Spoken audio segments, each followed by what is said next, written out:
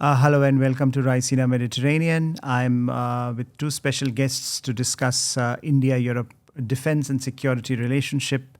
In a world that is changing rapidly, India and Europe are also evolving as security actors, defense players, and shaping global geopolitics in ways that are quite unprecedented. And to talk about this and to talk about its implications, not only for the bilateral defense technology relationship, but also for wider security relationship, I have with me Ambassador Yanis who was former ambassador of Greece to India, and Sunny Guglani from Airbus Helicopters, head South Asia. And we will be talking about a range of issues, but I want to start with you, Ambassador, talking about if you can just look very broadly at this relationship, primarily from a defense and security partnership. How far have we come? And how far has Europe evolved? Because that's a large part of the discussion these days. Europe's emergence as a security actor. Maybe you can elaborate a bit on that. Thank you, Professor Pant. It's a pleasure to be here and to be present at this Raisina Mediterranean meeting in Marseille. I have been watching India for the last 25 years, since I was ambassador there, ambassador of Greece in New Delhi.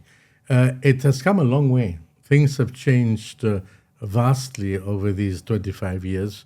There was a totally different Western, even if I may say, presence in India 25 years ago, and things have changed greatly as time has gone by.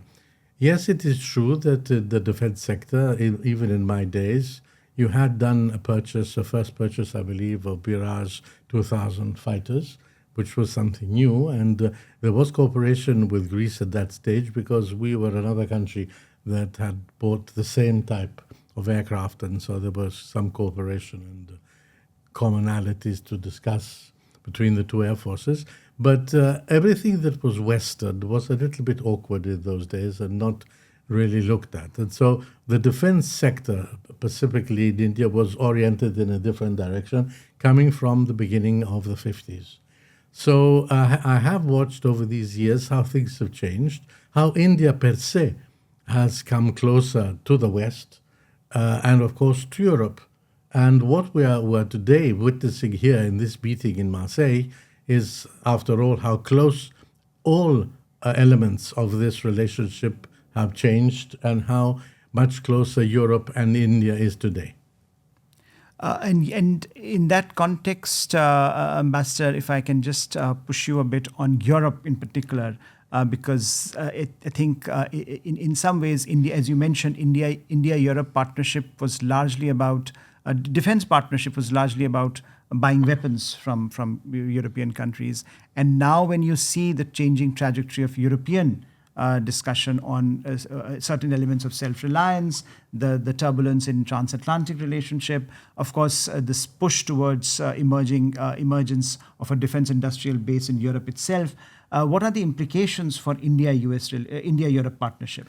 Well, things have changed, as I mentioned earlier, and today we feel that India is much closer to Europe and discussing with Brussels and with let's say, individual states, issues that concern defense and other fields. So I think that, concerning Brussels as EU and the individual states themselves, India is showing a keen interest to discuss a variety of issues, defense and others, that is something really different from what has happened in the past.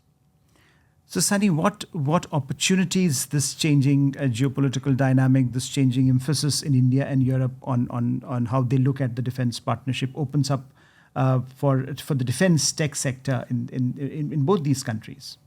Thank you, Harsh. So I'll just pick up from where the ambassador left. It's true that India and Europe, in terms of defense cooperation, have come a long way in the last 25 years. Now, just to give you an example, from an Airbus perspective, which for me, represents Europe in a way, we've also come a long way in India. And you spoke about this whole narrative of self-reliance and sovereignty in defense technology. Now, I can tell you that Airbus is the only foreign OEM, only foreign company to have two final assembly lines, so manufacturing facilities in India for aviation products. The first one is the C-295 military transport aircraft final assembly line in Vadodara, Gujarat. And the other one that we announced last year is for the final assembly line of the H-125 single engine helicopter, right? So you can see how far we as a company have also come, because we've understood that Make in India is key. We've understood that intent. And of course, the fact that India and Europe have come closer, it also enables us to take these pioneering steps. And these are indeed pioneering, because as I said, we are the only foreign OEM to have done that. So, and we are going beyond manufacturing in India as well. Airbus, just to give you another figure, in 2021, we had 1,000 engineers in India. Cut to 2025, we are over 3,600 engineers in India. So that shows you the trajectory that we as a company are following, and it is in a way mirroring the trajectory of India-Europe defense cooperation. So, in that context, Sunny, what as you are drawing this arc of how the relationship is evolving and what perhaps opportunities now exist for a company like Airbus in India, where do you see the future in the sense of reforms that you would want or changes that you want in terms of regulatory frameworks or other kinds of incentive structures that is being created? Of course, it is happening in the context where there is a lot of emphasis, as you were discussing, on self-reliance, on Make in India. Mm-hmm. So where do you see that balance being struck, and where do you feel we need to do more, both Europe and India, in taking this relationship forward, particularly, I think, the defense tech element of it? Right. So you see, first let's take a moment to acknowledge that we as a country have come very far, right? And we see more and more indigenous tech in defense becoming available. Another example to give you is, again, from our perspective, the amount of procurement we are doing in India from both aviation and aerospace sector. I mean, how that has grown up. I mean, again, just to give you a figure, just before COVID in 2019, we were sourcing $500 million worth of equipment and services from India across aerospace. Okay, and in 2024, we've reached 1.4 billion US dollars. So again, you see the trajectory there. And this is happening because, of course, the government has taken steps, and the ease of doing business has improved, right? Now, coming to a question as, so we've come so far, what would take us to the next step, right? Because there's still a long way to go. I think one thing that could definitely help is the speed of decision making, right? Especially since you're asking us to focus on defense. Now, India has very robust defense procurement procedures, which are enshrined in the defense acquisition procedure. So that's very good, right? But what we need to do to allow all companies, including Airbus, to move forward and to raise it to the next level is to find ways to reduce the time frame it takes to arrive at a decision. So that would be my point number one. And point number two, if you want me to be even more specific, I'm sure you're familiar with the concept of offsets in defense, right? So I think what India needs to do is to look at its defense offsets policy and see if there is a way to liberalize it a bit, to make it easier for foreign companies like ourselves, which work as groups, right? Mm-hmm. I mean, Airbus is a group with multiple legal entities in it. And today, only the legal entity that signs a defense contract in India is able to discharge the offset obligation. But that is limiting the ability of a group which has multiple legal entities, right, to be able to bring all its might behind fulfilling that offset obligation. So that's a very specific example I can give you that would unlock the real potential of offsets wherever they are applicable? Yeah, no, I think great suggestion, because I think we are at a stage where a number of our assumptions about defense policy are being relooked at, reassessed, and I think some of these conversations perhaps need to move forward. But so just on that, Ambassador, if I can come to you. Yes, thank you, yeah. Professor.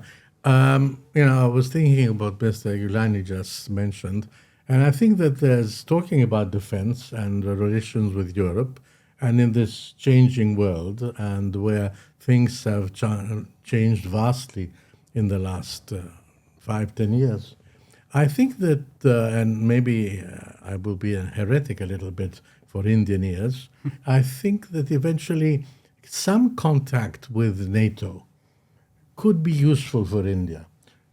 Just that amount of NATO that could be interesting in defense, in discussing defense, because there is a vast knowledge about defense in NATO. I know that as former ambassador to NATO as well, I had tried in the past once or twice to see if India would be interested in some sort of a dialogue, but I failed. So, but I think that things have changed vastly. It is eventually, apart from talking with Europe on defense, I think that you could eventually try having a chat with NATO also to see how they think about the area, about the world. It's a changing NATO, and it's probably interesting to know what they think. Yes, and we'd be happy to know that I think we have been trying to, at the track 2 level at least, have greater engagement between NATO and some Indian interlocutors, and that has been a very productive conversation so far. So it's I think that's in a world that is changing rapidly, and in a world that has where India and Europe increasingly view the world through similar lenses, it is certainly important to have that conversation, and I hope that it gains more traction after what you have said. But Ambassador, taking what Sunny just mentioned in terms of where perhaps what India needs to do more, from a broader perspective of security and defense partnership, apart from this the larger engagement with NATO, what would you suggest are some of the parameters that can be taken into account as you frame the next stage of India-Europe defense partnership? What are some of the few elements that you would recommend? I think that you are producing a lot of material that would be interesting for Europeans, and of course we have Airbus here, but there's a lot of work being done, technological and other, in India concerning defense material. And I think that Europe could be interested in working with you on this, be it technology, be it what sharing or other elements. I think this is also, let's say, a sphere where you could work with the Europeans and share knowledge and production models for certain defense issues and items. So, Sunny, just as we move towards concluding this conversation, what in your assessment would be, where do you see the future from? We have seen a buyer-seller relationship now getting transformed into something more substantive, Yes. And therefore co-production, resilient supply chains, whether it is about looking at diversification of supply chains. Where do you think this relationship going, and what is the role for private sector there? Yeah, I mean, it's a very interesting question. So from an Airbus perspective, just to, I say there are the 3 C's why we look at India, the other way. The 3 C's stand for competencies, capacities, and competitiveness, right? These are the 3 things that India brings to Europe. Again, I speak about my sector. Now, you're right. I mean, we've seen this relationship transform, and now there is a much more engagement. There is value being, value moving from India to Europe, industrially speaking. I think the next frontier would be innovation in India and design in India, right? And there, as I was telling you earlier, we've got these 3,600 engineers in India, and I can tell you that today itself, every Airbus commercial aircraft and helicopter that flies anywhere in the world has parts, components, and technologies that are designed in India as well, in our engineering center in Bangalore. The second largest IM, information management and digital center, that we have in the world after our headquarters is in Bangalore, right? And people there are working on technologies in flight physics, propulsion, on the digital side, and artificial intelligence. So that's where the future is. Designing in India and using these 3 C's to actually make the industrial chains between India and Europe more resilient. So, Ambassador, last word to you. You started by saying that you have been looking at this relationship now for more than 25 years.